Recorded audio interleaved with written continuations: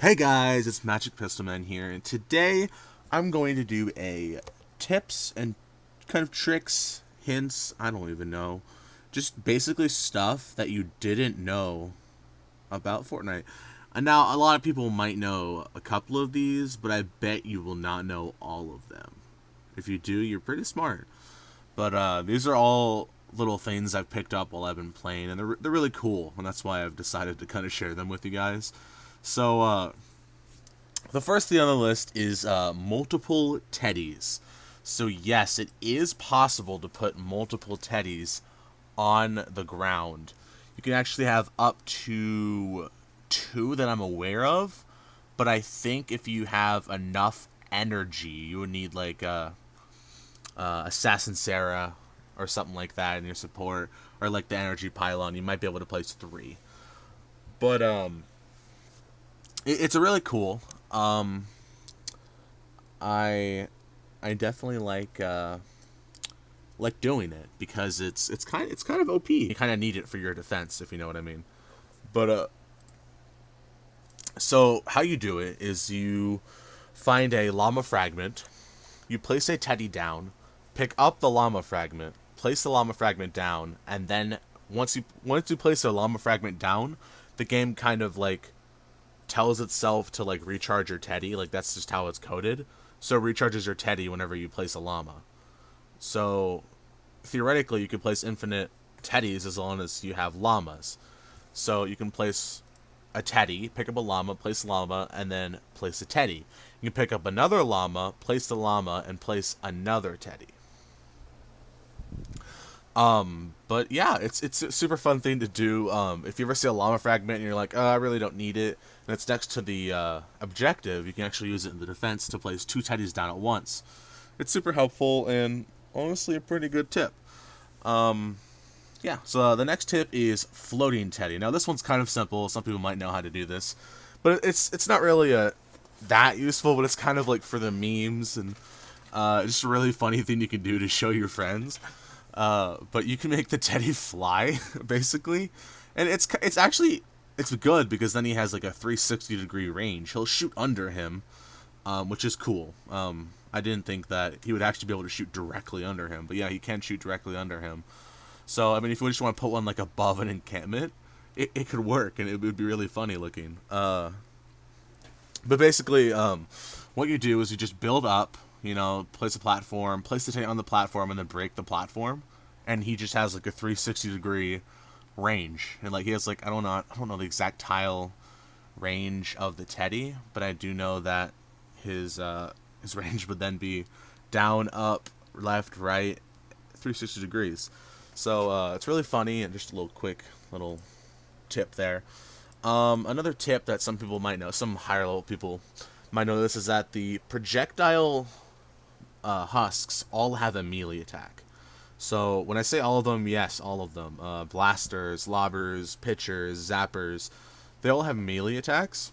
And you might not know that, but basically if you run up to them, they'll hit you with their melee attack. Or except blasters, I think they only hit you with their melee attack. Or they might. But if you're right next to them, they'll hit with melee attack. If they're next to the base, they'll use their melee attacks. You might see blasters a lot of times, like run up to the base and start punching it. it's really funny looking. But yeah, they actually have a melee attack they can do. The next tip is flintlock weapons don't need utility. And when I say don't need utility, I mean the magazine size, reload, durability, impact perks. That's like the second perk usually on a weapon. And it's really cool because the new flintlock weapons, not really new if you're watching this in the future, but from the road trip event, you don't need utility perks for them. So I'm showing you screenshots up on the screen right now. You can see that the like the duelist, it could have crit damage, crit rating, damage, and then like physical and damage to snare. So we can just have all damage perks on it if you really want to. And I do want to make a flintlock weapon all damage just to see what it looks like. But yeah, I mean, the flintlock weapons could get some of the highest DPS if you are interested in trying to get the highest DPS possible. But That's something I'm definitely gonna do a video on in the future, is see how high I can get a gun with DPS. But yeah, I mean that's just a quick little tip there. That if you're a big guy, if you're so like with me, I don't really mind reload speed. I don't mind what the reload is. If it's under 3 seconds, I won't mind. And I think the duelist is like 2.3 without any reload perk, which isn't that bad. In my opinion, I think it's great. But the longest reload weapon I have is my lighting pistol, which is 2.5 reload. But usually, and that's kind of long, but like anything above 3, I would definitely put a reload perk on. But it really doesn't affect me all that much if it's less than 3, but more than 2. But yeah, if you don't really like enjoy utility perks like me and rather have damage, you can do that on the flintlock weapons. So the next little tip, so it's just kind of a thing that like a lot of people will see but overlook. It's not that helpful, but you know, it's interesting. So the epic schematics from the founders llamas you get. So when you open a founders llama, you get a bunch of this rare stuff, this uncommon stuff, this common stuff, and then you get an epic schematic. And the epic schematic is called founders, whatever the schematic is. And these founders weapons, they're really not that special, but they are kind of special because they get 6 perks. And if you know, epic weapons do not get 6 perks. They get the 5 perks that you can upgrade. They don't get the last perk like affliction and stuff like that. Epic weapons don't get that, but the founders ones do get that. So I'm showing you a couple of screenshots. I have like the founders bearcat that gets like headshot explosions, and the founders something else that gives snare. I can't quite remember, but yeah. And it's interesting because like, I mean, like the founders revolt, I know gets 6 perks. Gets the bullet chain is the last one. But yeah, so that's something interesting to know. So this next one's pretty interesting. You've seen me do this in a video before. I'm just gonna throw it in there anyway, if you haven't seen all my videos. But if you're trying to get tickets for whatever reason, especially in the event going on at this very moment, the birthday event, where you need to buy birthday llamas, or maybe in a future event where you need tickets for some reason, one of the best ways to get tickets is triple llamas. It's the best bang for your buck, because if you're willing to spend money on the game to buy V-Bucks just to get tickets, which I know a lot of people did for this event, and I spent a little bit, but yeah, basically, if you need tickets and you're kind of late twine, you don't really need much. You know, like, oh, I don't need a smorgasbord because I have a bunch of legendary stuff, and oh, I don't need a super ranged weapon llama and stuff like that. You can buy the triple llamas, and they actually give 150 tickets for only 120 V-Bucks. That's actually if you're trying to get tickets only, it's the best way to do it. And it saw in my llama video that that's what I did, because I definitely saw that opportunity and wanted to take advantage of it. Yeah, so that's just a good tip if you're trying to save some money. The next thing I want to talk about is the headshot multipliers, and I got it pulled up here. So this is interesting. I mean, I always kind of knew this, but I didn't know the exact amounts. And it really changes a lot of things, really.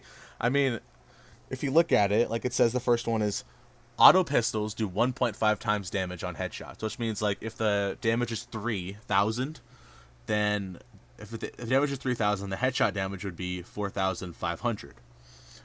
And I mean, like, I always kind of thought it was double. You know, like I thought it was double on everything.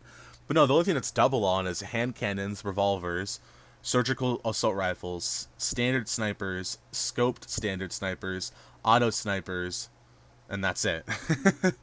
So it's interesting how all of them don't really do that much. And like the auto shotguns, you can see at the bottom, they only do 1.1 times damage on headshots, and the pump action ones, you can see they do 1.25 times damage on headshots. So really, like, if you're running shotguns, you really don't have to shoot for the head. Just a little tip there. But yeah, I didn't even know that. That's insane. Yeah, I don't want to read off all of this, but if you guys want to, you can go ahead and pause the video or check out the post. This is White Sushi's. Oh no, it wasn't White Sushi's. Never mind. Okay, so White Sushi did a. I was gonna mention White Sushi thing. So White Sushi did a thing on this. Um, he did a thing on this. If you know what his Google Doc is, I highly recommend you check it out. If you don't know what it is, he posts a ton of things on there, like best things to buy from Skill Tree, tier lists he made. You know, he lists all the heroes and all the abilities they get. He lists different loadouts you can run. It's super helpful, and I use it all the time. It's more accurate than Storm Shield 1. So, I definitely check it out. He has it on there. He has all this stuff on there, but he has it in a little bit different. So, like auto pistols, it would say 150%, and for 1.5, and on semi-auto, say 175%. Or no, or is it the other way? It's something like that. But he has it in percentages instead, if you like it that way. But this post by Amorphix, you can check it out. I'll leave the link in the description because it's super helpful. And yeah, so the next thing on my list isn't. I only have a couple things left. The extra settings in the Fortnite menu. Now these settings are really cool, and so to get to these settings, you want to click escape, or go to your, or if you're on console, go to your overlay, like the top thing where it falls down, and then click on settings, and then go under the second icon, which is a little gear. It says game on the top left, and you should see like your region, your input, your camera display, control options. These are the really cool ones. So there's toggle sprint, which is awesome. I mean, I'm not a big toggle sprint person, but that's really cool. This is a really cool one too, but I don't have this on. I don't know why. But basically, you sprint all the time. You don't have to press the sprint button. It's just super cool setting. The next one I would avoid. That's really stupid. I don't know why they even have that on there. Tap to search. I highly recommend you turn that on. Basically, you can hold still. It's not like, oh, if you hold, it doesn't count. You can tap and hold. So, I mean, basically, you might as well put it on. I mean, you can just tap it and then, like, like, adjust your hair a little bit, or, maybe, like, scratch a little itch on your arm while you're searching stuff. It's really cool. Toggle targeting. I'm actually not quite sure what that is. Anyways, next one, auto-equip better items. That's automatically on. I turned it off because I found it kind of annoying. You can turn that off or whatever. And then there's reset building choice, which I have that on because that's super helpful. Although that could be not helpful in some situations. Oh, just like my last tip. I'll talk about that one. And then aim assist is automatically on. That's basically hacks. It's it's really stupid. It's super helpful, and you can check whenever you right click and go into sights. It like helps you lock onto the head. It's super helpful. Yeah, edit mode, aim assist, controller auto run favorite controller, auto open doors is super helpful. I'm not quite sure if that's default on or not, but it's a super helpful one to put on. Some people don't like it, so you can turn that one. And auto pick up weapons, that's also helpful if you are trying to trade with someone and someone's trying to steal it or something like that. You can just run over the weapon real quick. You might as well turn that one on, unless you don't like picking up trash on the ground, which is why I have it off. But yeah, those are basically the helpful ones in there. There's also a really cool setting. Actually, it's not cool at all, but it's kind of a funny setting. If you go into camera and display above control options, there's a couple options that are super helpful. So this first person camera, don't do that. You could try it for sure. Go ahead and try it. It won't like hurt your game or anything. But it's it's garbage. It's really bad. And everyone agrees. I don't think I've heard anyone that says that they play in first person. But it's really funny looking. But you can try it out. And then there's peripheral lighting, which I always have on, and there's global chat enabled. You can actually disable global chat, which is super helpful. And then the HUD scale, if you make that 0, it'll get rid of every like overlay HUD thing on your screen, so you could do like cool recordings for like YouTube and stuff like that. So yeah, those are all the cool settings you can put on.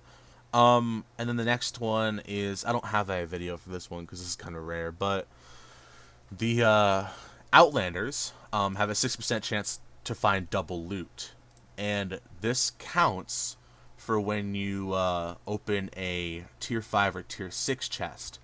And you know how you get a cache out of those? Outlanders have a double chance to get or has a 6% chance to get 2 caches from the tier 5 and tier 6 chests. So you can get 2 caches for your entire team. So, and if you didn't know, just for some newbies out there, the tier 5 and tier 6 chests, so basically when you're on your chest screen and you have like that cool brown looking, awesome looking chest, and you have that gold and red looking chest, those are tier 5 and tier 6s. They drop weapon schematic caches and evolution caches, and basically they turn into like pure drops or lightning bottles or rare schematics, epic schematics, legendary schematics. But if your entire team is next to that chest, everyone will get it. It's super helpful, and I highly recommend that you tell your team in chat so they can run over to the chest and everyone gets the cash from it. But yeah, so, and also make sure the Outlander opens the chest, and even the Outlander could like give the stuff to the person who found the chest or something like that. Just so you have a chance to get that double cash.